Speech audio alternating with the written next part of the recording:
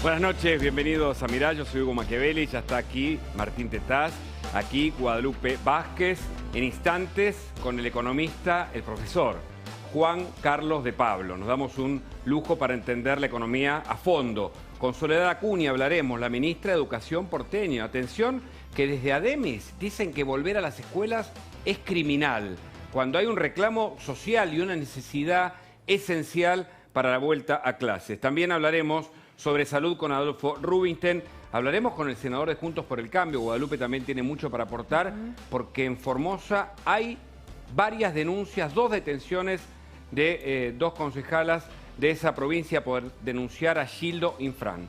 Y también nos daremos otro lujo. Hablaremos con el Dipi papá, un hombre que desde la cultura musical está diciendo muchísimas cosas y representa una voz muy alternativa de quienes están diciendo que lo que pasa en la Argentina es muy preocupante.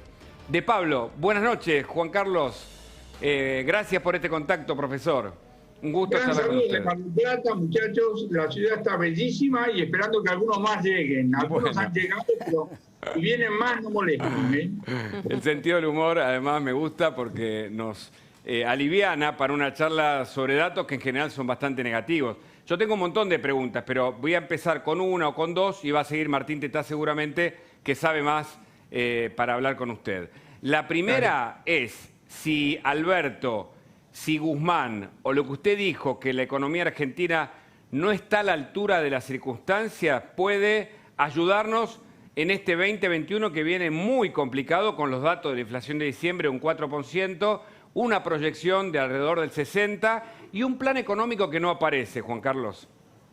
Olvídate de la proyección, todo ese tipo de cosas. Yo lo que dije es lo siguiente. Hay una trilogía que tiene que ver con el número de infectados, más todo el tema de la vacuna, etcétera. Un presidente que no despierta ningún tipo de credibilidad y un equipo económico que está por debajo de las circunstancias. Esta troika, digamos así, es absolutamente preocupante acerca de cómo arranca 2021. Ahora, no me pregunté por 2021 porque yo no sé lo que va a pasar la semana que viene. El arranque es complicado por lo que te acabo de decir. ¿Y Guzmán qué ve en una Argentina hiperpresidencialista con un ministro de Economía que necesita ser fuerte, pero que aparece un Guzmán con, digamos, con títulos académicos, pero no sé si tiene los elementos para solucionar la economía de fondo?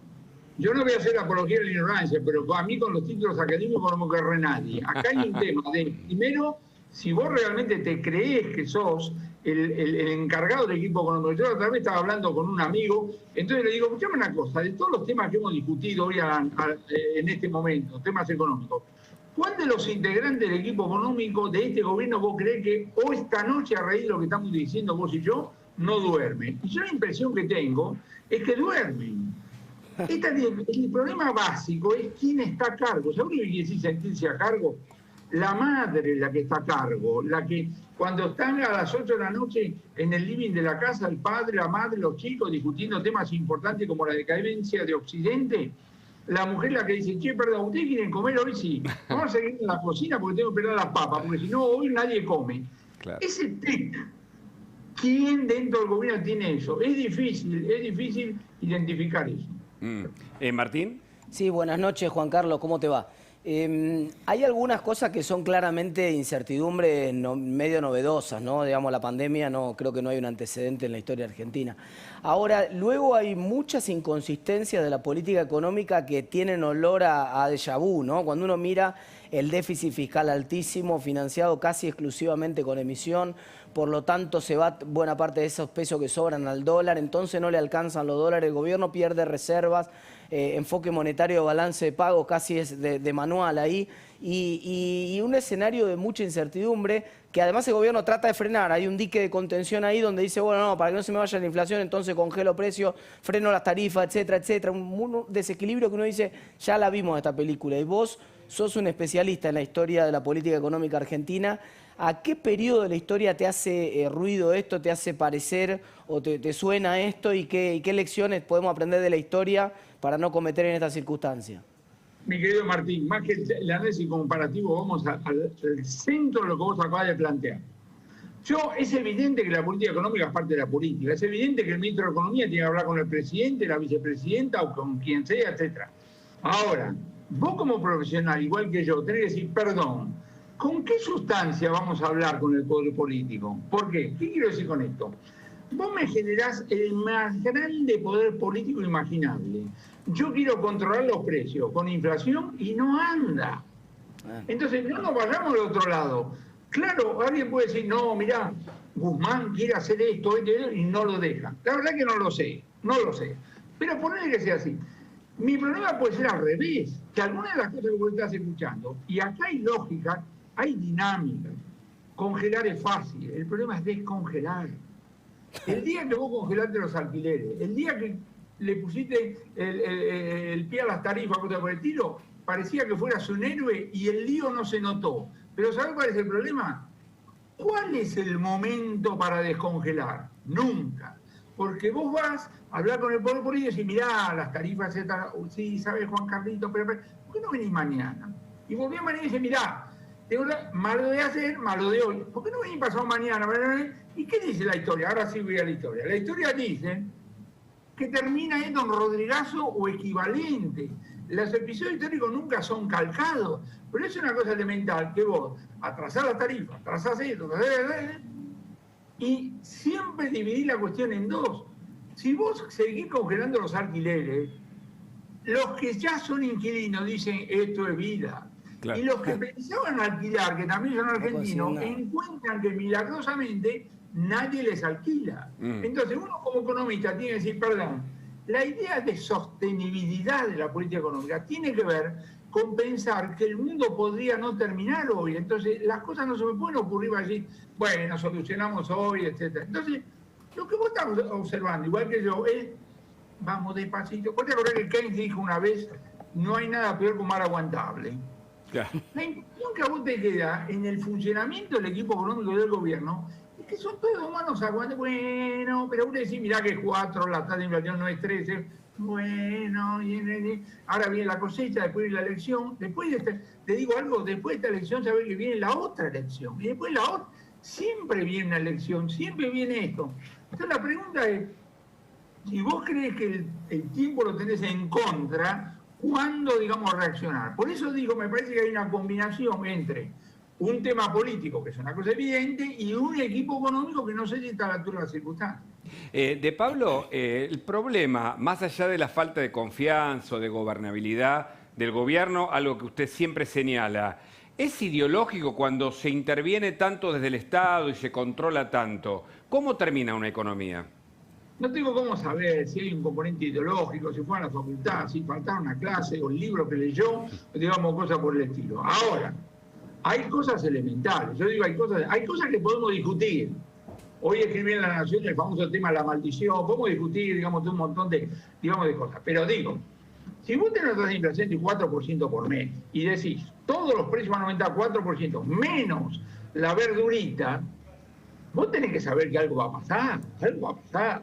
O desabastecerse el mercado, o tenés que aumentar los subsidios, algo va a pasar. ¿Qué vas a hacer?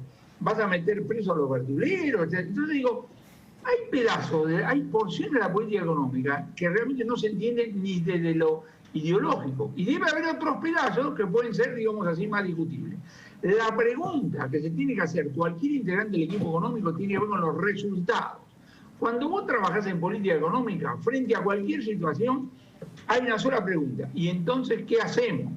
Ahora, si la hacemos y vamos a ver, y bueno, y no me digan, los problemas se te van complicando.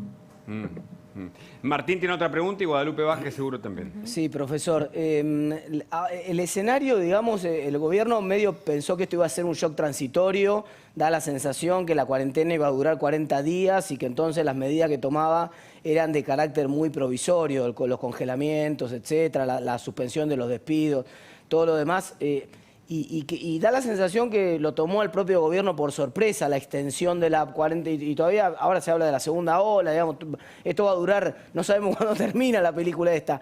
¿Hay algún antecedente en la historia, ahora por las buenas voy a preguntar, ¿hay algún antecedente en la historia que esto haya terminado bien? ¿Usted se acuerda de algún momento en el cual se haya salido relativamente bien? Por ejemplo, el primer cepo de la década del 30, creo que sí tuvo una salida un poco más elegante hacia el año 33-34, ¿correcto?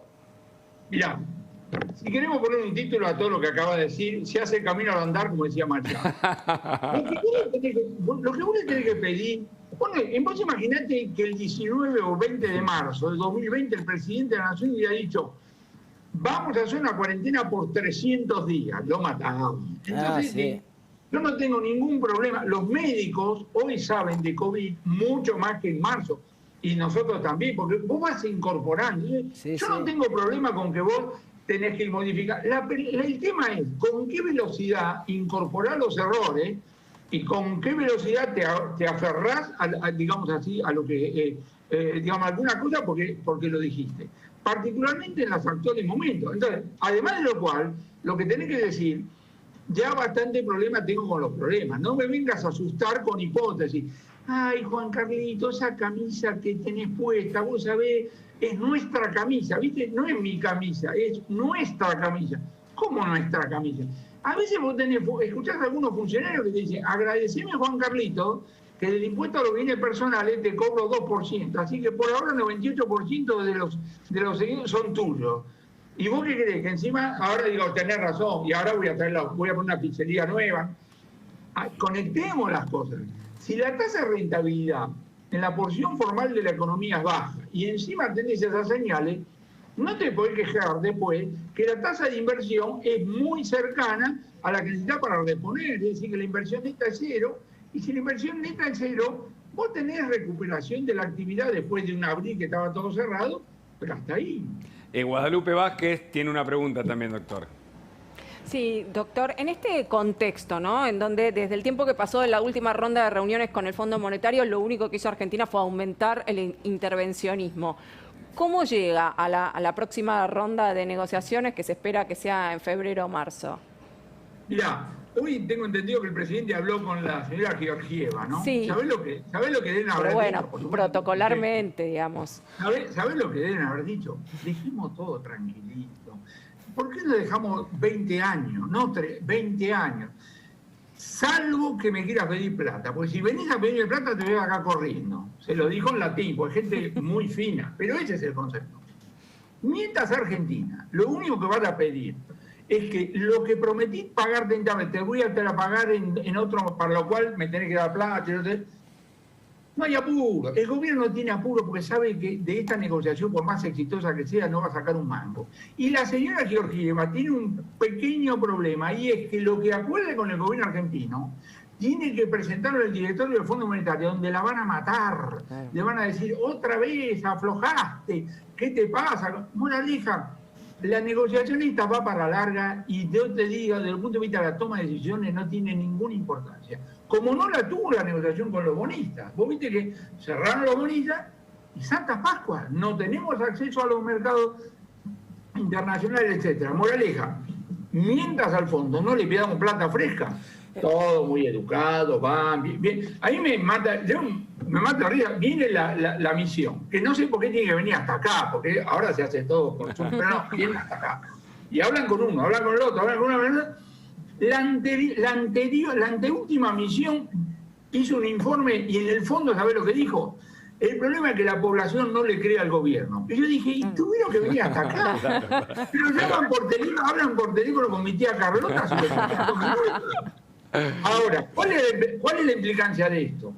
Que yo subrayo, no me canso de citar a Guillermo Calvo. Guillermo Calvo dice, las cuestiones de credibilidad o falta de credibilidad son centrales porque la misma medida de política económica genera resultados para un lado y para el otro. Claro, claro. Y en la mañana, el presidente del Banco Central anuncia el levantamiento del cepo cambiario. No vamos a venderle dólares en un acto de confianza. Vamos a comprarle los $3 que le quedan, diciendo se volvió loco y dentro de media hora vuelve a poner otra vez el cepo. Vamos a aprovechar este desliz que acaba de tener.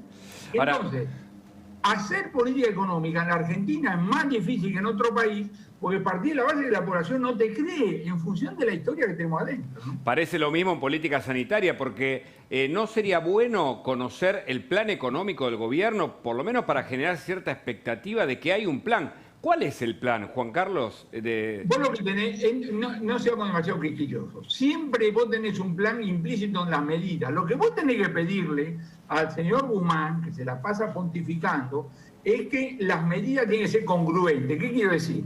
Vos no podés tener una tasa de inflación implícita en la política salarial, en la política monetaria, en la política... porque hay una sola tasa de inflación. Entonces vos le decís, trabajar con eso.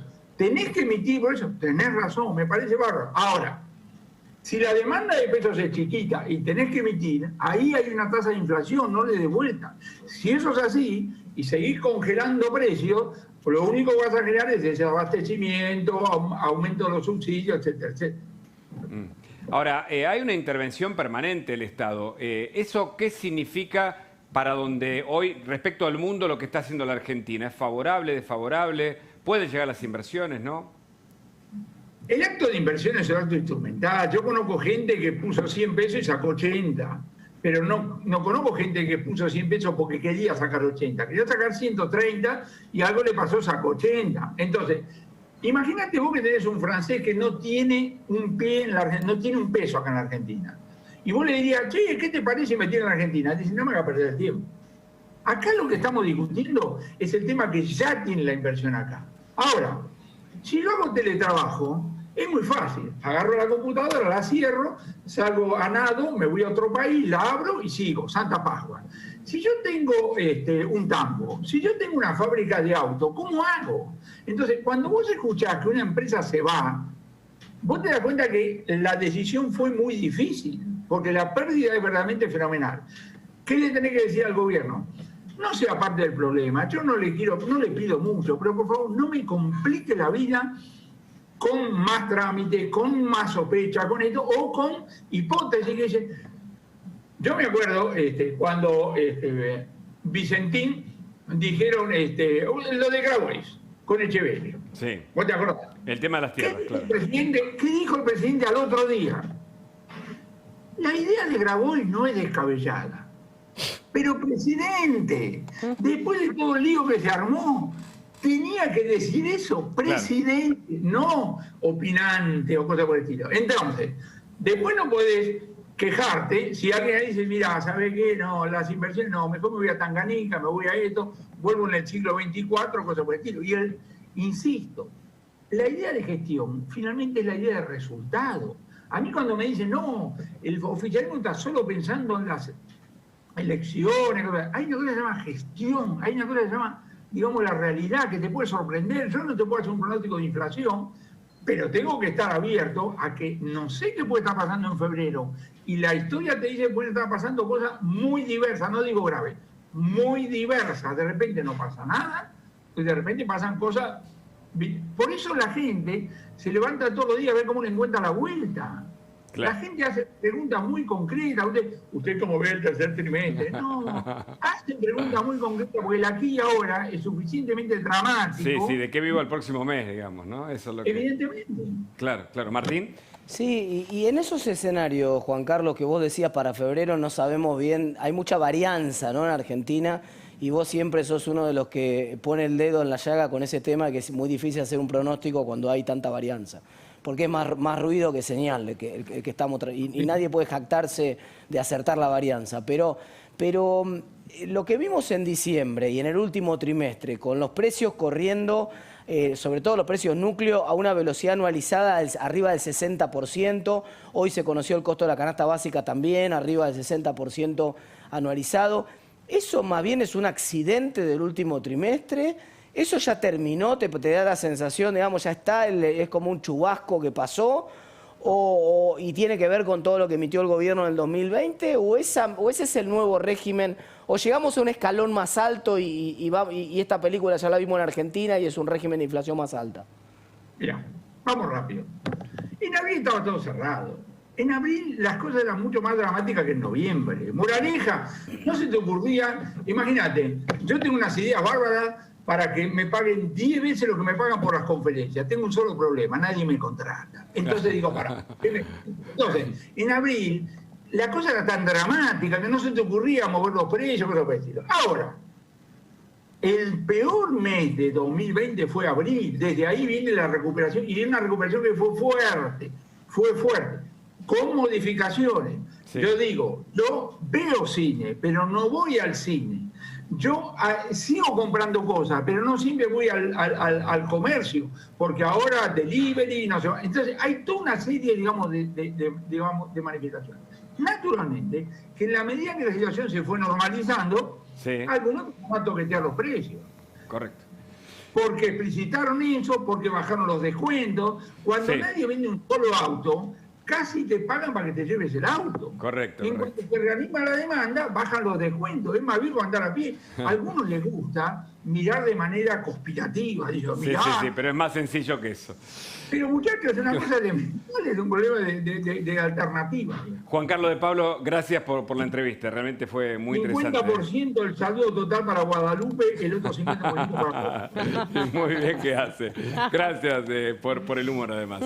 Que le vaya muy bien. De la economía y la educación, Soledad Acuña, la ministra de Educación porteña, está en línea y le queremos preguntar, frente a la decisión del gobierno porteño de iniciar las clases, algo que es un reclamo de la mayor cantidad de voces en la Argentina, ¿qué representa que algunos gremios como Ademis salgan a decir que esto es una política criminal? Soledad, muchas gracias por el contacto. Buenas noches. ¿Qué tal? Buenas noches, ¿cómo estás?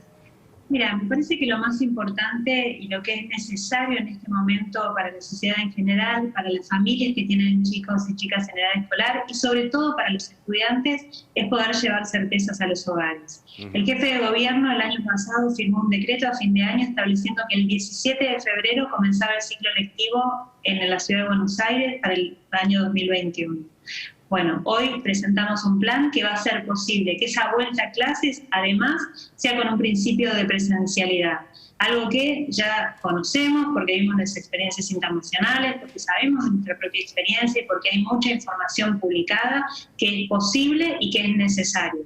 Esta propuesta que estamos presentando para la presencialidad a partir del 17 de febrero la venimos trabajando desde hace meses con docentes, con directivos, con especialistas en educación y con ONGs. Más de 7.000 docentes participaron de un proceso en el cual consultamos para poder pensar un modelo de escuela con distanciamiento social. Con lo cual, lo más importante es llevarle tranquilidad a las familias porque el 17 de febrero vuelve la presencialidad en la ciudad de Buenos Aires. Es una decisión tomada y la enorme mayoría de docentes, de maestras, de maestros de la ciudad están convencidos que es necesario volver a las aulas. Con los sindicatos nos reunimos la semana pasada, nos reunimos ayer y nos vamos a seguir reuniendo todas las veces que haga falta hasta que podamos ponernos de acuerdo en que las medidas que estamos tomando son las más seguras, las más cuidadas y modificaremos lo que haga falta. Pero el 17 de febrero todos los chicos y chicas van a estar en las aulas. Acuña, ya Guadalupe Vázquez y Martín Tetaz tienen preguntas, pero quiero hacerle escuchar lo del secretario de Ademis, porque no nos parece un dato menor, parece una voz como replicando la decisión, en este caso, del Ministerio de Educación porteño, de arrancar las clases, y parece que los gremios no ceden con declaraciones como esta. Escuchemos. Es decir, un gobierno que no se hace cargo absolutamente de nada y que nos va a llevar a un escenario, digamos, bastante complejo con el aumento de la circulación del virus, digamos, con esta decisión que han tomado. La verdad que sí, nosotros lo decíamos el año pasado, lo seguimos sosteniendo, están teniendo una política absolutamente criminal hacia los pibes y las familias, sobre todo de aquellos que venimos en la escuela pública. ¿Es necesario este tipo de declaraciones, Soledad? Se lo tengo que preguntar, porque cuando uno mira todo el espectro informativo, parece que los gremios tienen un espacio muy importante y quieren marcar la cancha en materia educativa. Mira, la verdad es que por eso yo te insistía que lo importante es dar certezas a las familias. Nosotros vamos a seguir dialogando, son 17 los sindicatos en la ciudad. Este sindicato es un sindicato minoritario, representa menos del 3% de los docentes de la ciudad. Nosotros no creemos necesario generar miedo, creemos que es absolutamente inapropiado. miedo, cuando en realidad nosotros no hablamos porque queremos, deseamos u opinamos que es posible.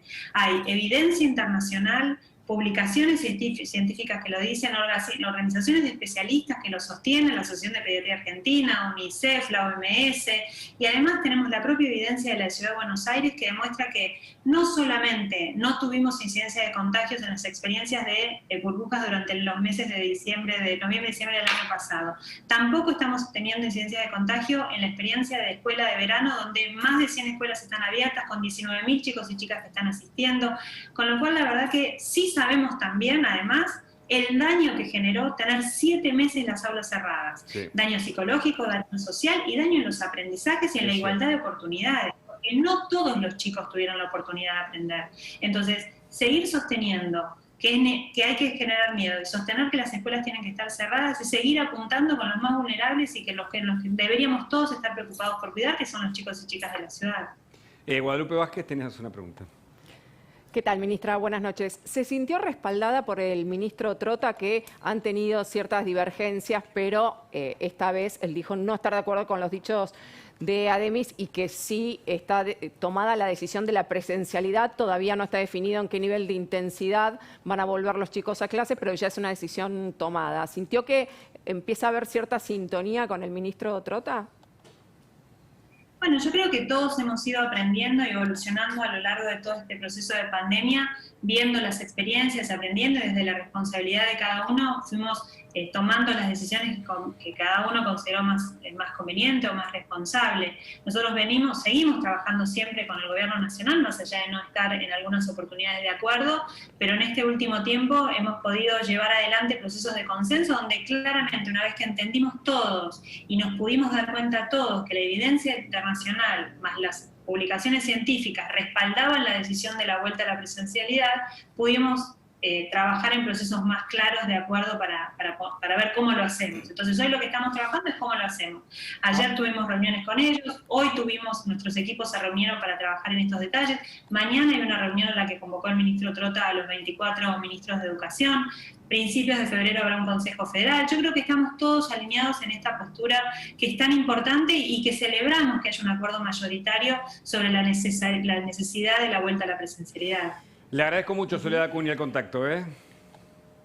Gracias a ustedes, que tengan buenas noches. Muy amable. Nos vamos a hablar ahora con Adolfo Rubinstein. La pregunta de Tetaz va a estar presente, por supuesto. Ni bien arranquemos la charla con usted, doctor. ¿Cómo le va? Gracias por este contacto. La decisión, por un lado, de comenzar las clases y un plan de vacunación que tiene muchas muestras. Hoy se vacunó el presidente Alberto Fernández, fue anticipo anoche aquí de Guadalupe Vázquez en Mirá. Pero parece que el plan no alcanza como para frenar una segunda ola. Buenas noches.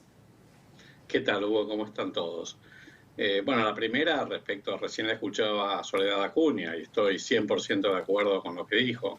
No había ninguna justificación ni científica, ni epidemiológica, ni sanitaria para seguir con el cierre de las escuelas, ni siquiera para haber cerrado como se cerraron las escuelas a lo largo de todo el año.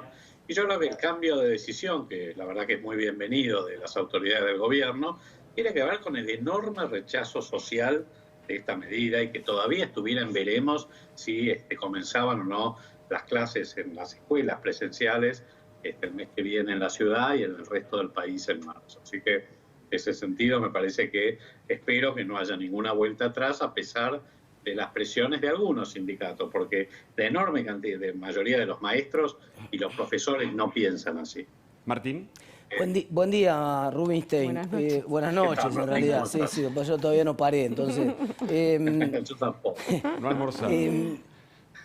Cuando se hicieron las experiencias en otros países del mundo, en Francia, en Italia, en el Reino Unido, en España, en la mayoría de los países, lo que ocurrió fue que un puñado de escuelas presentaron algunos casos y hubo que cerrarlas y cuarentenarlas por 14, 15 días. Entonces el titular era, cerraron 50 escuelas. Claro, era sobre un total de 60.000, pero habían cerrado 50 escuelas. ¿Ustedes qué piensan que va a ocurrir, digamos, con esta experiencia en la ciudad de Buenos Aires?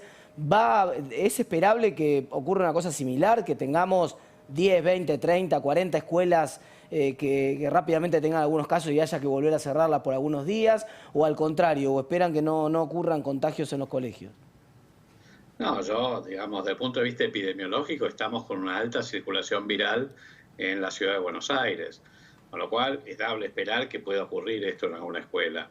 De hecho, las escuelas abren o cierran de acuerdo al momento epidemiológico del lugar donde están situadas, no porque los colegios o las escuelas sean focos de contagio. Esto es muy importante, con lo cual, dada la situación actual, bueno, si esto sigue así, es muy probable que haya algún brote en alguna escuela y que haya que cerrarla por un corto periodo de tiempo, pero por un corto periodo de tiempo. Claro. Y por supuesto hay que trabajar con los protocolos tal como los anunció ahora el jefe de gobierno de la ciudad.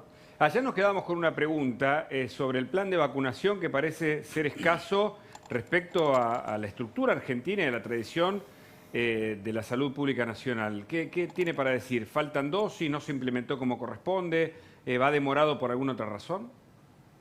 Bueno, hay razones contextuales, digamos, del contexto global que no son auspiciosas, tal como creo que ya lo comentamos, como la restricción en la producción de las empresas farmacéuticas, de las dosis de vacuna necesarias para comenzar y aceleradamente con el plan de vacunación a nivel global, de la mano también de una, digamos, ralentización de las campañas de vacunación, porque es muy compleja la campaña de vacunación cuando uno pretende hacerlo masivamente a toda la población o al 80%, 75% de la población en un corto periodo. También lo que sucede en la Argentina es que todavía no están garantizadas, ni siquiera con los acuerdos que anunció el ministro de Salud, todavía no está garantizado que tengamos el stock de vacunas necesario para vacunar a toda la población objetivo, que es el 75-70% de la población. Correcto. O sea, pongamos 30 millones de personas, algo así. Sí, sí. Todavía no están garantizadas y en el mejor de los escenarios que tengamos esa provisión de vacunas, digamos, hay que acelerar enormemente. Pensemos que ahora están vacunando aproximadamente en promedio 10.000 personas por día. Y para llegar a las metas que tiene planteadas el Ministerio de Salud, que creo que estaban en el orden de los 3 millones por mes, tendrían que decuplicar la cantidad de vacunados, 10 veces más. Lo cual, y esto todos los días, yo diría que es una meta extremadamente ambiciosa. En resumida síntesis, en el mejor de los escenarios vamos a estar seguramente vacunando todo el año. Todo el año. ¿Guadalupe? Sí, doctor, justamente sobre eso le quería preguntar, porque le hago esta pregunta a todos los especialistas y hasta ahora ninguno me supo decir dónde está el cuello de botella en el plan de vacunación, porque aún teniendo las primeras dosis se tardó mucho en usarlas. Entonces, ¿qué es lo que genera tanta demora? Y pensemos que la primera etapa de vacunación era la más fácil porque era el personal de salud que estaba ya in situ. ¿Dónde está el principal obstáculo para que sea más ágil el proceso de vacunación? Mira, déjame que te describa cómo es la cadena logística, la operación logística de la vacunación. Empieza cuando las vacunas llegan a la Argentina, hay que desaduanarlas. Una vez que se desaduanan, van al depósito, digamos, de almacenamiento central del Ministerio de Salud. De allí se distribuyen y hay que organizar el transporte a todas las provincias y a los centros de almacenamiento de las provincias, que muchos tienen buena capacidad y la mayoría no tiene buena capacidad de almacenamiento de muchas dosis. Y ahí, y el transporte, por supuesto, tiene que ir en condiciones de mantener la cadena de frío. Por ahora, la vacuna Sputnik necesita menos 20 grados, a pesar de que se dice que podría no necesitarlo. Por ahora, ANMAT no ha dicho que se necesiten otras temperaturas. A esto sumémosle que de ahí tienen que ir a los municipios y de allí a los efectores, se trate de hospitales, vacunatorios, centros de salud, manteniendo eso. Tiene que estar la fuerza de trabajo, los vacunadores vacunando, los insumos, las jeringas, las agujas y los demás insumos, y sobre todo llegar a las zonas más alejadas, donde tal vez haya barreras geográficas, menos densidad poblacional, menos capacidad de almacenamiento, es bastante más complicado, con lo cual estos son, yo diría, sucesivos cuellos de botella que a veces ralentizan las operaciones en una campaña de vacunación. Te doy un ejemplo. Sí, ejemplo. Termine. Digamos que por ahí es ilustrativo. Cuando nosotros hicimos la campaña de vacunación del sarampión para reforzar, digamos, la vacunación de sarampión en el último cuatrimestre de 2018, cuando ya se venía digamos, había una pandemia de sarampión con miles de casos en Europa, Estados Unidos, Brasil estaba estallado. Nosotros armamos la campaña de vacunación para vacunar a 2,5 millones de chicos en 2 meses. Y vacunando 50.000 por día en promedio. Claro. Pero era una sola dosis.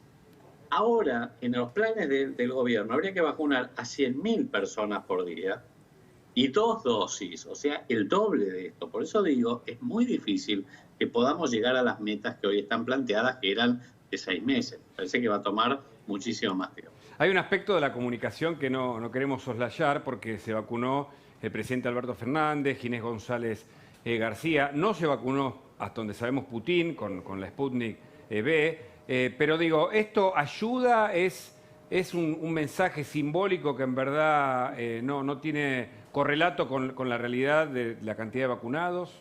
¿Cuál es su mirada? No tiene correlato con la cantidad de vacunados, porque hoy el principal cuello de botella de la campaña de vacunación está en el suministro, en la cadena de suministro de vacunas. Hoy ese es el cuello de botella, no tenemos la vacuna. De todos modos, como hecho simbólico, me parece bien que se vacune el presidente o el ministro de Salud. Es un dato positivo.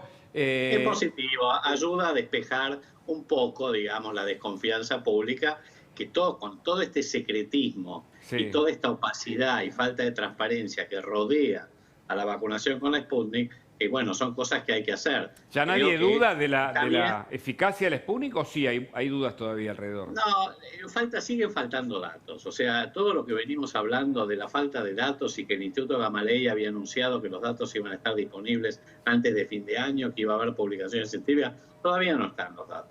No hay razones para pensar, de nuevo, que la vacuna no sea tan segura y eficaz como el resto, pero la verdad es que no están los datos. Y a esta altura, francamente, debiéramos tenerlo. Y si no, la ANMAT debiera divulgarlos y hacerlos públicos. ¿Qué sabemos, doctor, de la cepa británica entre nosotros, que es más contagiosa, tal vez menos letal? ¿Qué se sabe? ¿Cómo está la Argentina parada con la cantidad de contagios que no ha cesado y que sigue muy alta por día?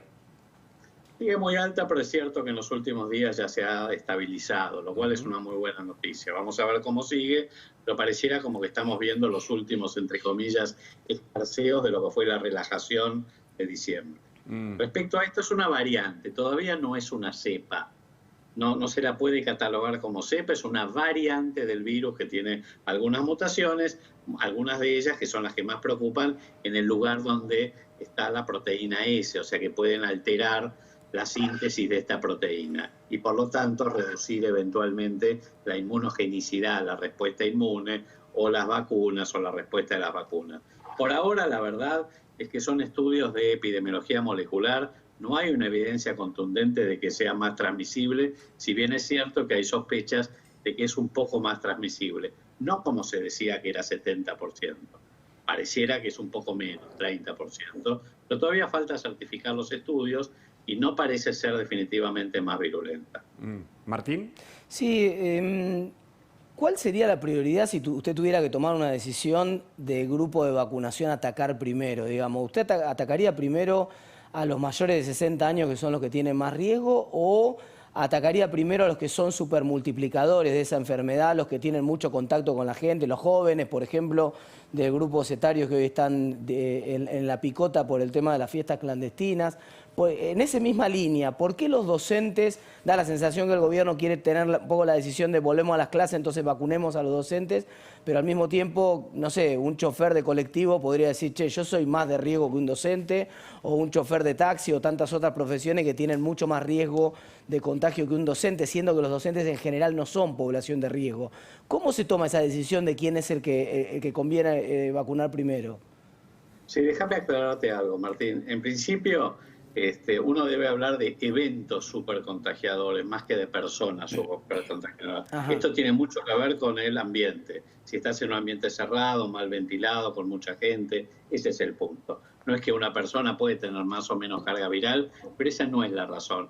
Los eventos supercontagiadores es porque hay personas y situaciones que, digamos, promueven este tipo de contagio masivo. El segundo punto es cuál sería el grupo que privilegiaría. Obviamente los mayores de 60, pero ya dentro de los mayores de 60 empezaría por los mayores de 80, los ancianos institucionalizados, los mayores de 70 y de ahí en más iría bajando, porque son los que se complican y se mueren.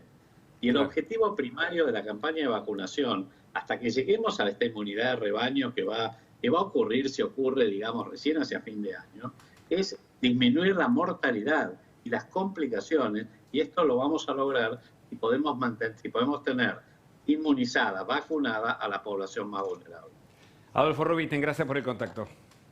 No, gracias a ustedes. Hasta luego. Y de garantías en la vacunación a privilegios o garantías, en la vacunación a la jubilación. Por eso Silvina Martínez está en línea, nos va a contar qué es lo que pasa con las dos jubilaciones que recibe Cristina Fernández.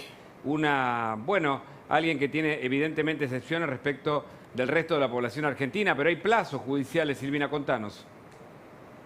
Exactamente, estamos en feria judicial, pero estamos también contra reloj, tachando los días que faltan para que se rehabilite la actividad judicial, y el 4 de febrero vence el plazo que tiene el gobierno, ya sea a través del ANSES o a través de la AFIP, dos de los organismos, independientemente de otros que podrían apelar, pero los fundamentales son estos dos, para que apelen esta decisión del juez de primera instancia de Seguridad Social, que le otorgó no solamente la pensión que ella cobraba como viuda de un expresidente, sino la jubilación como expresidenta, sumado a no pagar ganancias. Sería un precedente muy importante en caso de que la ANSES no apele, porque, apela a todas las decisiones judiciales de todos los jubilados, aunque sea un reajuste de mínimo, con lo cual sería una decisión que los pondría a los funcionarios en una situación de un delito y que podrían ser pasibles de una investigación, y además de un precedente para el resto de los jubilados que están hoy con cientos y cientos de miles de juicios en los tribunales abarrotados que no pueden avanzar. Y por otro lado la ANSES, ¿no?, que tiene también, la AFIP, que tiene la obligación, cuando, no está recaudando por alguna decisión judicial, también de llegar hasta las últimas consecuencias. Así que veremos, los primeros días de febrero van a ser clave para conocer qué postura va a tener el gobierno sobre este beneficio que va a cobrar Cristina Fernández de Kirchner. Cristina, que habla de los pobres y de los más necesitados, no se niega a recibir algo que no sé si otro funcionario recibió en la República Argentina, en la historia incluso, que son 3 saberes en este caso. Repasémoslo para contarle a la gente, Silvina, qué es lo que recibe Cristina, cuál es la situación y qué puede pasar finalmente con el caso de ella. Claro, esto es muy importante lo que vos decís, porque, si bien se da el caso, por ejemplo, de Menem, que cobra la jubilación como expresidente y su salario de senador. Son 2. O se da el caso de Isabel Martínez de Perón, que cobra su pensión por viuda de un expresidente y puede cobrar también, que es lo que ellos citan, su jubilación como expresidenta. Pero no el tercer ingreso, ¿no? O sea, que cobre actualmente salario y además pensión y jubilación. Lo llamamos pensión y jubilación, pero en realidad son 2 asignaciones de privilegios por una ley especial. No significa que es por el aporte que han efectuado como cualquier trabajador, sino por el solo hecho de haber sido presidente o vicepresidente o viuda de un presidente, recibe esta asignación. 4 años de trabajo, recibe esta asignación, que obviamente es multimillonaria, y además a ella se le suma no solamente el no pago de ganancias, sino el título universitario que reclama, y además zona desfavorable, ¿no?, por provenir de la provincia de Santa Cruz. Así que los montos se van sumando en la liquidación final de Cristina. ¿Recordás aproximadamente de cuántos millones hablamos si ella finalmente recibe estas jubilaciones o estos pagos de parte del Estado? Y por otro lado, el retroactivo que también reclama cobrar. Sí, mira, hay una diferencia en los montos que vamos sacando cada uno de los interesados, ¿no? Yo en la cuenta que saco no llego a 2 millones de pesos por mes con los 3 salarios. Una locura para cualquiera de lo que está escuchando, ¿no? 2 millones. Y retroactivo un poco más de 100 millones de pesos. Wow. Pero siempre hay que ver la liquidación que va a presentar la ANSES, y también vamos a informarla cuando llegue el momento. Seguimos este y otros temas. Silvina, gracias por el contacto. Dale, gracias. Y nos metemos en la economía. Ya vamos a hablar con el senador Luis Naidenov, Guadalupe Vázquez tiene información, ella ayer contaba las denuncias contra Gildo Infran por lo que está pasando en Formosa, pero la economía, Martín, ¿cómo está hoy? ¿Qué se ve para lo que viene en los próximos meses? Mira, Hugo, hay en la economía un número. Yo hoy lo tuiteé más temprano, hice un tuit que los invito a que lo veamos, si es que la producción... Lo vi, no entendí, la verdad. Claro, justamente el objetivo del tuit era motivar la curiosidad, ¿no? El tuit era ese, era un número. A ver, ¿lo decimos? Un número difícil de pronunciar inclusive, porque mucha gente me empezó a escribir y me dice, ¿cómo se pronuncia? ¿Tiene un nombre ese número? ¿Cómo? Bueno, sí, ese número son 2.292.830 millones de pesos. O sea, 2,3 billones... 2,3 billones. Billones, con B larga, billones de pesos. Ese es el déficit fiscal total que tuvo la República Argentina, en general no la República, el Tesoro Nacional, durante el 2020, durante el año pasado. Y casi en su mayoría, prácticamente el 90% de ese déficit fiscal lo tuvo que financiar, Hugo, con emisión monetaria, fabricando billetes. Esos billetes empezaron a filtrar por todos lados, el gobierno armó una suerte de diques de contención, contuvo el precio del dólar oficial, tuvo que poner cepo porque se lo sacaban todo, entonces, bueno, pero puso el cepo, el dólar oficial aumentó, entre muchas comillas, solo 41%, puso precios regulados de un montón de tarifas que no las dejó aumentar, puso precios máximos a un montón de alimentos que les permitió menos aumentos que al resto, y fue absorbiendo un montón de precios, por ejemplo, los de servicios digitales bajo su órbita, le dio menos aumento a las prepagas, etcétera, etcétera, etcétera. Un dique de contención. Pero ese dique de contención empieza a hacer agua en todos los precios que no controla el gobierno.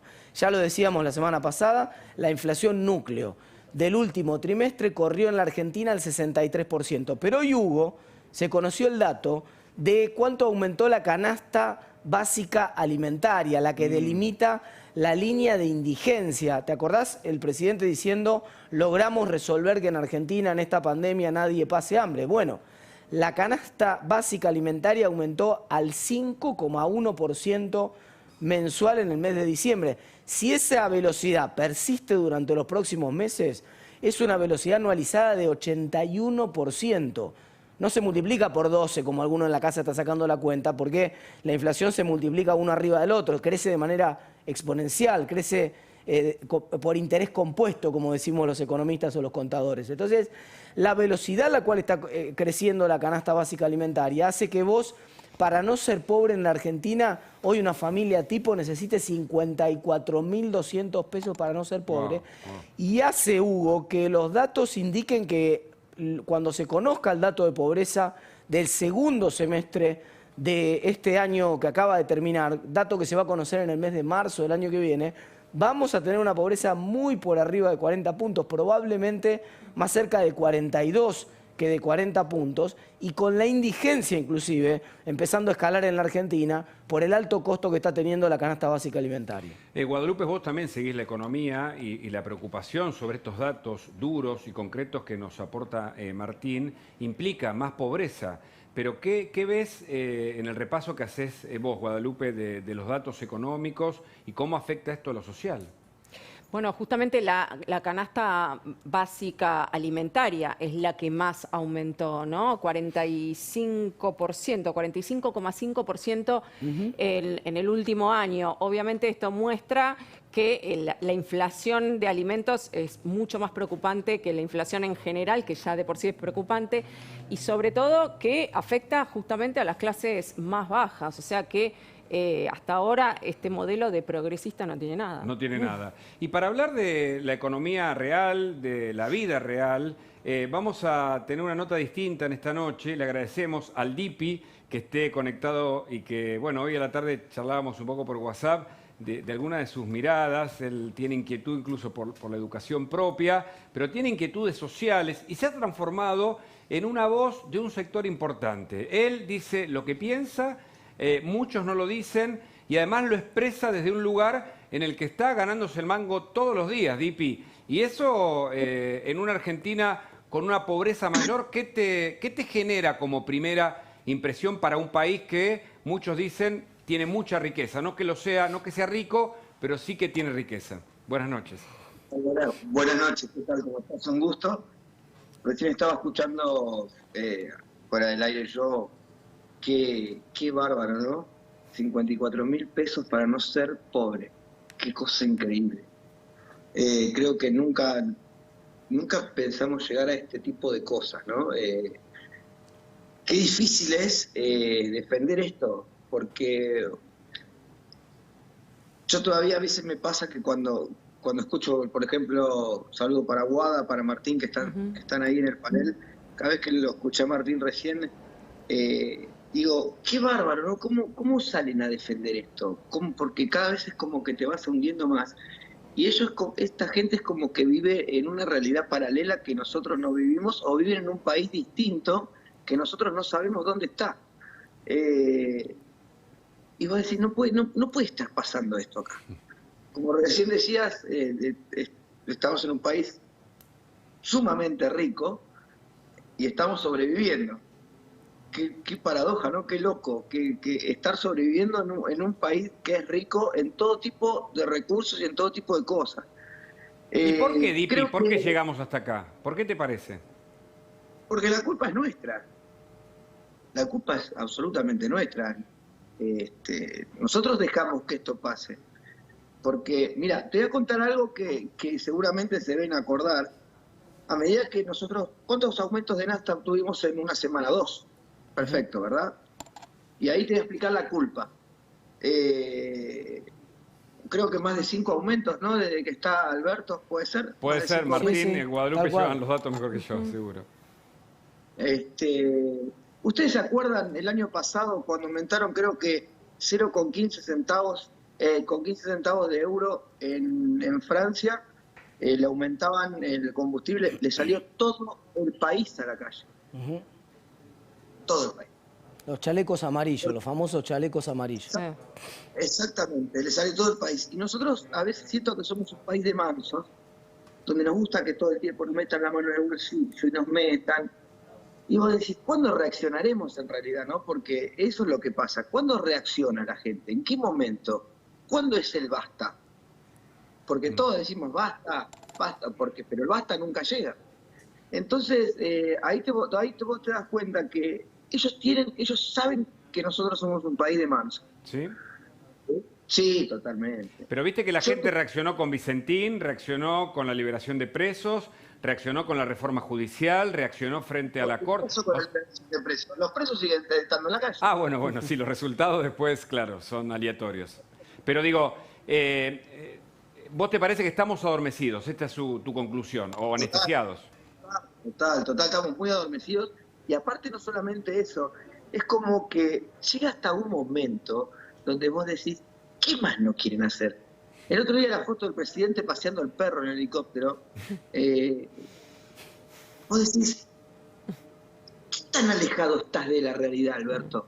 Porque yo no, la verdad a veces me cuesta entender, porque hoy lo dije en un programa a la mañana, me cuesta entender que sean tan hijos de puta de que nos muestren esas cosas como que, viste, como la cantidad de memes que han hecho con esa foto. De decir, mirá...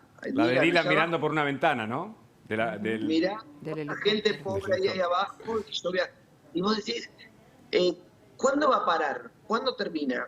Chicos, está a la vista lo de los jubilados. Mi papá, mis padres, cobran 18.870 pesos de jubilación. O sea que según esta canasta son pobres. Ahora te van a preguntar tanto Guadalupe como Martín. Es más, te digo más, cuando se estaba haciendo lo de la ley del aborto, por el otro recinto, te la estaban poniendo los jubilados. Claro. Ahí está Dylan en el helicóptero. Y los conjuntos de ropa de Fabiola.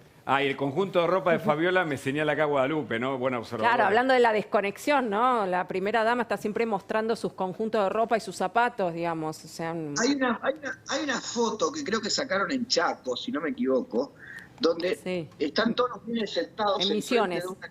En Misiones. Los chicos descalzos. Sentados y tienen todos barbijos, pero ninguno tiene zapatillas. Sí. Dios. O sea, el nivel de cinismo que maneja esta gente, pues llega un momento hasta que yo yo te juro que a veces digo, yo estoy viviendo una realidad que no termino de entender, porque no puedo creer que 44 millones de argentinos nos dejemos llevar puestos por 1000, que hacen lo que quieren. Pero vos me vas a decir, y a mí me dicen, no, pero no hablas de gobierno de Macri. En el gobierno de Macri el año pasado lo puteé, a principio de año también. No es el gobierno. Y me dice, pero ¿por qué te enojas con este gobierno? Porque está hoy. Ahí está la foto. Ahí está la foto, Dipi. La estamos teniendo de fondo. Esta foto que señalás que es todo un símbolo. Tiene muchos mensajes, ¿no? No hace falta ser semiótico para analizar lo que significa esta foto. Pero, o si no, cuando dicen que ella proveyó o hizo que abrieran una canilla. Posibilitó una canilla. Y que eso se difunda como propaganda, perdón, ¿no? Porque eso se difunde como propaganda y hay quienes compran esa idea, ¿no? No, hay gente, mira, te voy a contar lo que me pasó hoy. Y vos vas a ver el nivel de adoctrinamiento que tienen hasta los propios periodistas. Porque ya no sé si pasa por adoctrinamiento, porque yo siempre digo que no hay kirchnerista gratis, ¿ok? Y no hay seguidor de político gratis, no existe. No existe eso.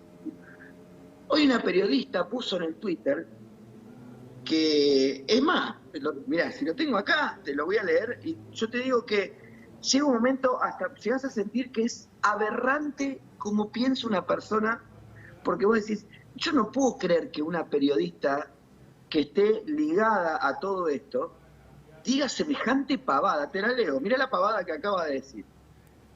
Para los ricos la solución a la pobreza siempre es la educación y nunca la distribución de la riqueza. Sí. Periodista. Sí, sí. Y yo te voy a decir una cosa, esa periodista se olvida. ¿Podés decir quién es? Me señalan acá también, si es posible, ¿no? Si querés, si no, no. Sí, es un tuit público. Es un tuit, claro. Muy bien. Sí, es un tuit público. Y vos en un momento decís, escuchame una cosa, vos sos periodista. ¿Qué tenés que hacer para ser periodista? Estudiar, educación. Universidad mínimo. De la redistribución de la riqueza. Vamos a poner, yo soy una persona humilde, yo soy un laburante. Vamos a poner que yo no tenga educación. Yo tengo solamente estudios primarios, pero aprendí a leer, a escribir, a sumar, restar. Pero vas a terminar la secundaria, me contabas. Y es un anhelo para vos. Y este año. Es un mensaje, además. Vos sabés que le contesto a alguien que le ha puesto como que yo termino y digo, ¿qué está diciendo esta mujer? Porque te hablan de la distribución de la riqueza y no que la educación prácticamente como que no sirve. Pero esta mujer no entiende que si vos sos una persona que no tiene ningún tipo de educación, le das $1 millón, se lo va a gastar. Porque al no tener estudio, al no saber hablar, al no saber escribir, al no saber hacer un negocio, se la gasta y vuelve a ser pobre. No, pero además, Dipi, si me permitís una sola reflexión. Le sacás a Bill Gates toda su fortuna y le dejás $1 millón a todas las personas que no tienen estudio, que le repartiste esa plata, le das repartís la plata que le queda y él le queda $1 millón, él va a ser rico porque con $1 millón va a hacer un montón de cosas porque para eso estudió. Las otras personas van a seguir siendo pobres porque no saben cómo usar. Pero además, Entonces, Dipi, te hago un comentario, si me perdonás respecto a esto, la periodista fue Paloma Boxer, que hizo el comentario en Twitter, muy polémico. Ahí va a poner el Twitter. Y justamente la educación, en realidad, es una forma de redistribuir riqueza creando más riqueza. Porque vos para producir educación, necesitas un montón de recursos, que se los tenés que sacar a alguien con el cobro de impuestos. Y se lo vas a transferir a los sectores que en general son los que están más desprotegidos en la sociedad, que son los que, por ejemplo, van a la escuela pública. La mayoría de los que van a la escuela pública en general son de los deciles más bajos en promedio, los deciles más altos van más a la escuela privada.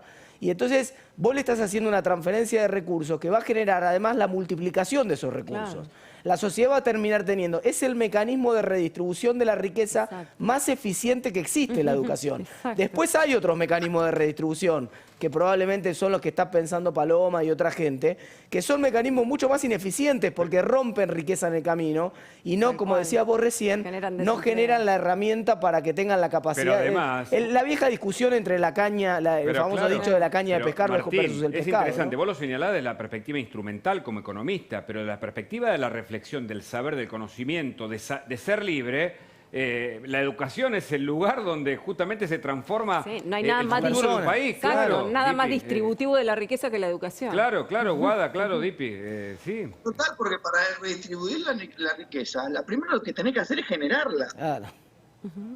O sea, no es tan difícil de entender. Yo que no tengo estudio, lo sé. Yo que...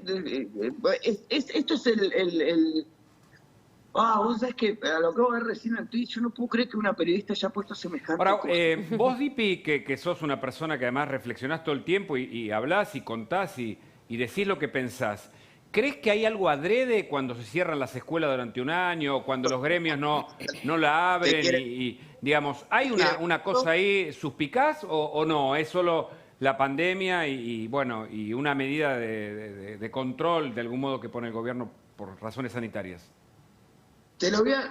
Te quieren bruto, te quieren pobre y te quieren que no pienses. Porque si vos pensás, no los votás. No es tan difícil te quieren entender. Bruto, te quieren pobre y te quieren que no pienses. Exacto. Ellos no les sirve que vos... ellos te quieren hacer creer que a vos inventan una especie de socialismo donde vos y nosotros pensemos que cobramos lo mismo. No, chicos. Si hablamos de oligarca y de redistribuir la riqueza, ¿por qué no empezar? Vamos a empezar con ellos entonces. Recién estábamos hablando de Cristina, estaba escuchando que Silvina Martínez estaba hablando de lo que cobra Cristina Kirchner. Chicos, ¿ustedes escuchan los números? No se les mueve un músculo. ¿Entienden? No les importamos nada. No existimos. Dipi, la tenemos a Silvina, quiero que repita los números aprovechándote a vos, y Guadalupe Vázquez que tiene una pregunta y lo estoy demorando, disculpas. Silvina. Sí, efectivamente. Bueno, lamentablemente los números son escandalosos, como dice el Dipi. Las cuentas varían, pero Cristina estaría cobrando cerca, o si esto se confirma y el ANSES no apela, estaría cobrando cerca de 1,5 millones, 2 millones de pesos mensuales, ¿no? Sumado la pensión como viudo de un expresidente, la jubilación como expresidenta de la Nación y su percepción de salario como vicepresidenta. Esto sin contar el retroactivo y además exento el pago de impuesto a las ganancias, ¿no? Que cualquier trabajador paga. Y como un retroactivo de casi 200 millones que podría cobrar y que no se niega a hacerlo, Dipi. Yo no puedo entender lo que acabo de escuchar. O sea, es como que... Chicos, ¿ustedes alguna vez tenían... Yo creo que no voy a ganar 2 palos o 100 palos ni naciendo 3 veces. Y soy laburante. Y no se les mueve un músculo. ¿Entienden? No se les mueve un músculo. No puedo entender cómo nos exigen a nosotros pagar impuestos a las ganancias si ellos no lo quieren pagar. O sea... Nos quieren cobrar el impuesto a la ganancia las mismas personas que no saben de dónde sacaron la plata, porque no la pueden justificar. ¿Entienden? Otros me dicen, no, pero a vos te falta estudio. No hace falta estudiar. ¿Cómo puede ser que las personas que no pueden justificar de ninguna forma de dónde sacaron la plata que tienen, nos quieran cobrar un impuesto a las ganancias a nosotros, que cobramos ínfimo a lo que ellos cobran, y que nosotros sí la podemos justificar? ¿Por qué nos exigen a nosotros si nosotros no podemos exigir? ¿Qué parte no entiende este gobierno? Que este país es nuestro. No es de ellos, es nuestro este país. Ellos Guadalupe. Están ahí para administrarnos la plata. Es lo único que tienen que hacer, y lo hacen mal. Y no es solamente... No le vamos a echar la culpa al kirchnerismo de todo lo malo que le pasa al país. Fue parte, por supuesto, y está a la vista. Pero desde 1983, desde Alfonsín, escuchamos la misma frase todas las elecciones desde ese día hasta el día de hoy. No dejaron un país en ruinas. Está bien. La herencia, la culpa es la herencia, ¿no? La maldita herencia. Cuando te ibas a recibir, cuando te postulaste a presidente, ¿no sabías que estaba todo ese quilombo? Sí, lo saben, pero cuando son oposición tienen todas las soluciones y cuando son gobierno tienen todos los problemas. Nunca se puede hacer. ¿Hace cuánto que estamos luchando todos los meses en invierno? En pleno invierno siempre escuchamos lo mismo. Falta estufa en las escuelas, se llueve, infraestructura. Hoy a la mañana me dijeron, sí, pero bueno ¿qué? ¿En serio vamos a estar décadas para arreglar los colegios? Encima vamos a arreglar colegios donde las mismas personas que no lo arreglan sus hijos, no mandan sus hijos ahí. ¿O me van a decir que mandan un colegio nuevo de La Matanza a los políticos a sus hijos? ¿O me van a decir que ellos se hacen atender en hospitales públicos, esos hospitales públicos que están en La Matanza, que lo inauguraron 6 veces? 6. La misma persona, 6 veces. Van a esos hospitales no porque se atienden en las mejores clínicas, van a los mejores colegios, pero ellos quieren socialismo para vos, capitalismo para ellos, ¿viste? Porque sí, claro. Guadalupe, entonces, Guadalupe, quiero hacerte una pregunta, Dipi, por favor. Dipi, perdón. como artista, ¿qué opinás de la polémica con Florencia Peña con respecto a los artistas que actuaron en la asunción de Biden y ella comparó a la situación con los artistas argentinos que acá sí cantan en la asunción del presidente o en su momento de Cristina, fueron muy criticados? Mira, los artistas tienen algo acá en Argentina que creo que allá no hay.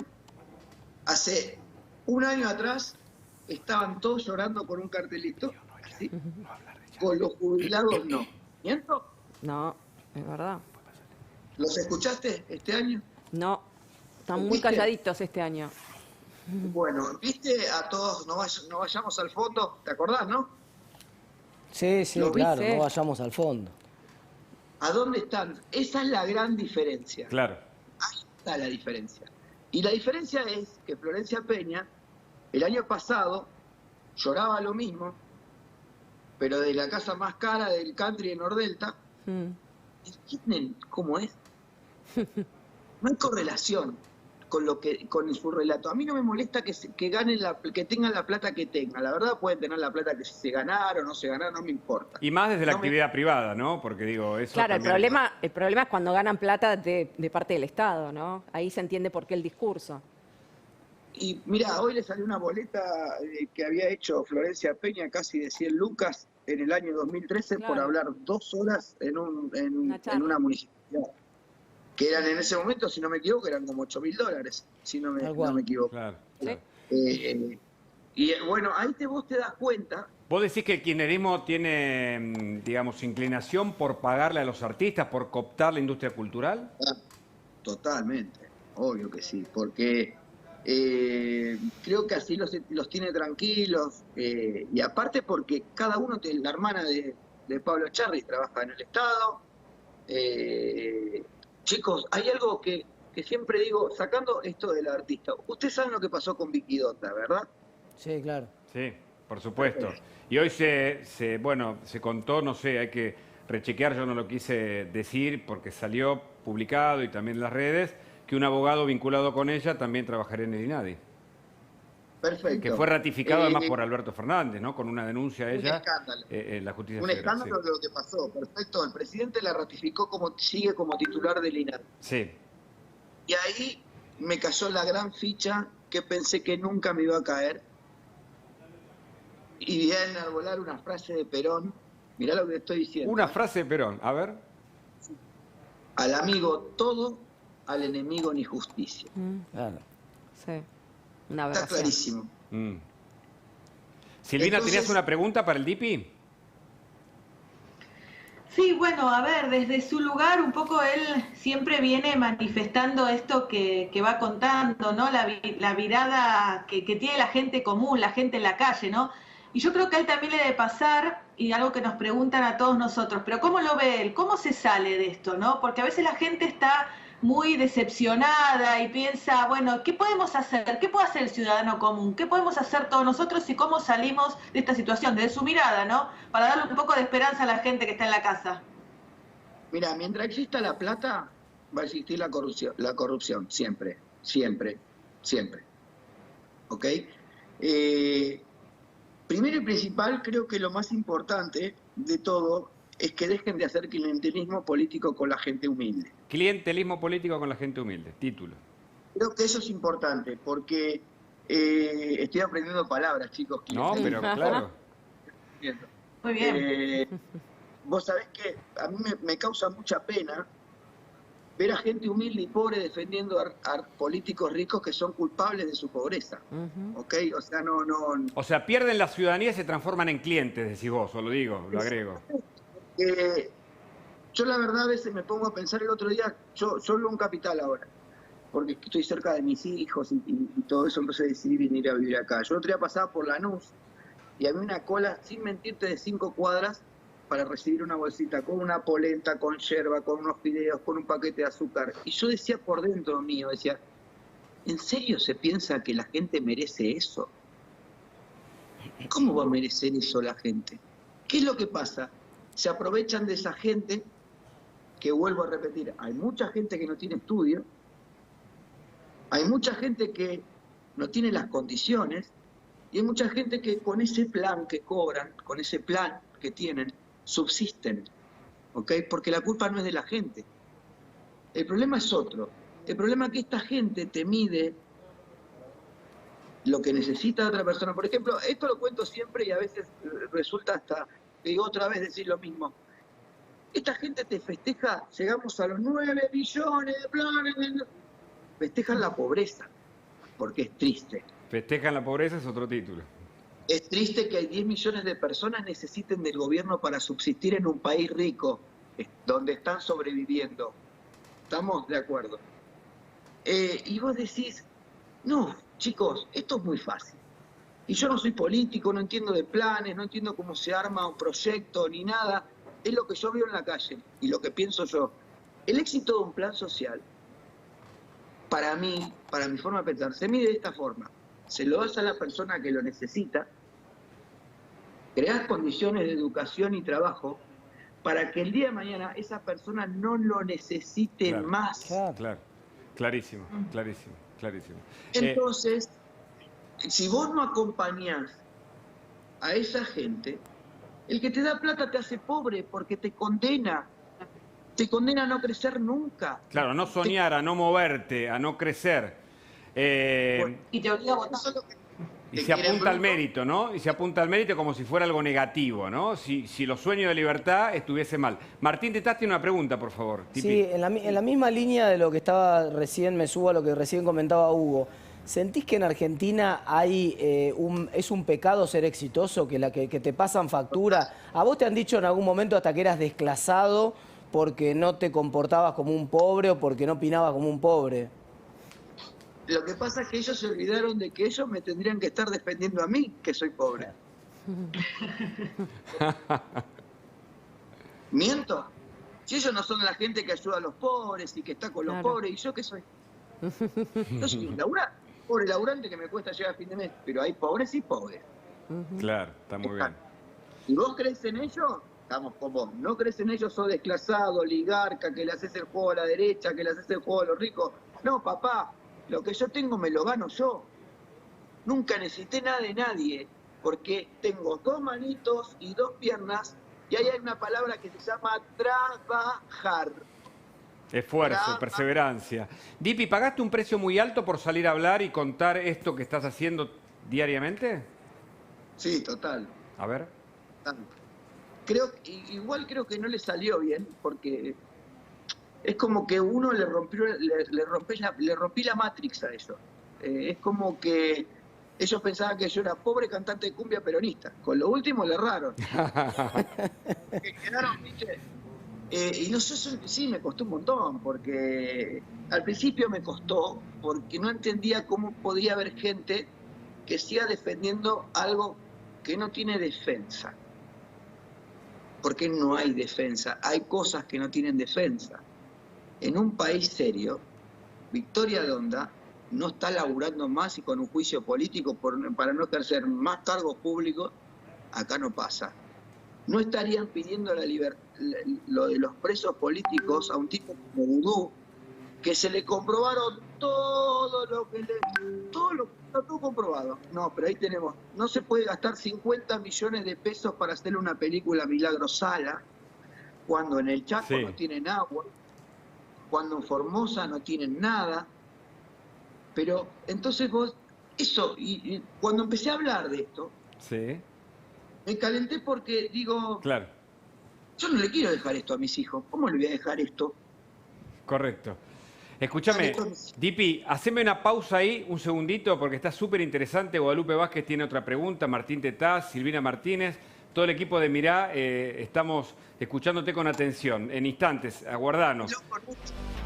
Bueno, estábamos y ahora volvemos a conectar con el Dipi. La verdad que muy interesante porque nos cuenta su visión, la de alguien que además de tener mucho para decir desde un lugar muy, muy claro, también, bueno, tiene ambiciones y tiene ganas de terminar la secundaria y quiere dar el ejemplo entre los suyos. Yo no me voy a meter en su vida privada, no corresponde, pero sí nos interesa la parte pública porque es un descubrimiento. Guadalupe Vázquez me decía, la verdad, en medio de un año tan difícil, personas como el Dipi, de una vasta cultura musical, de la cumbia, de un ámbito popular, realmente empieza a hablar de política, a levantar la voz y con muchas razones, Dipi. Mirá, ya lo de bastos musicales es un montón, no sé cómo se Bueno, pero lo digo porque sos un ídolo de la música, de la música popular. Mirá, creo que empecé yo esto lo cuento siempre, empecé a hablar porque lo peor que le puede pasar a un gobierno es que nosotros estemos pendientes de lo que hagan, porque cuando no existía la pandemia, vos veías que se enojaban y todos, no, pero bueno, no importa, mientras que no me toque la mía, viste, que siempre es la nuestra, el argentino tiene ese pensamiento, mientras que no toque la tuya, está todo. Sí. Te perdemos un poquito el audio, a ver si te recuperamos. ¿Ahí? Ahí sí, ahí sí. Perfecto. Cuando yo empecé a hablar, el gobierno de turno o el que esté, si hubiera estado el anterior o el que venga, hubiera estado en este momento de pandemia, nos tuvieron a todos durante 9 meses mirando cada paso que hacían. Y en ese cada paso me fui indignando porque digo, ¿qué pasa acá? ¿Por qué pasa esto? ¿Por qué yo tengo que pagar tantas cosas? Porque prácticamente si nos ponemos a hablar, estamos viviendo para pagar. Correcto. Sí. Es entonces, un tema... es increíble. Claro. Entonces dije, ¿cómo puede ser que una persona laburante que se levanta a las 6 de la mañana, a veces hasta las 3 para poder tomar un colectivo, trabajar todo el día, de cualquier tipo de rubro, cuando llega el sueldo a fin de mes, todo lo que trabajó y todo lo que se hizo, se vaya para otra persona que en su puta vida laburó, porque ustedes me van a decir un montón de cosas y quizá con esto me voy a meter en un quilombo. ¿Cuándo laburó Máximo? Dime un laburo de Máximo. Claro, está claro. Creo que si no me equivoco presentó un patrimonio de casi 150 millones de pesos. Claro. Si no me equivoco. Es lo que muestran. Estamos todos sabemos, todos los que están ahí sentados no lo van a decir, pero todos sabemos cómo es. Entonces, plata que yo creo que ni laburando 3 vidas podés lograr eso. Dipi, tengo que suspender por ahora. Tenemos algún compromiso comercial en el medio. Yo te agradezco mucho. Realmente vamos a volver a repetir una charla así. Fue muy lindo conversar con vos. Gracias. Un abrazo. Muchas gracias a todos. Saludos a los chicos en el piso y que tengan el mejor año. Igualmente. Gracias. En instantes, conclusión con Guadalupe Vázquez y Martín Tetaz aquí en Mirá. Bueno, muy interesante la charla con el Dipi. La verdad que una voz popular que dice lo que piensa. En instantes hacemos la conclusión.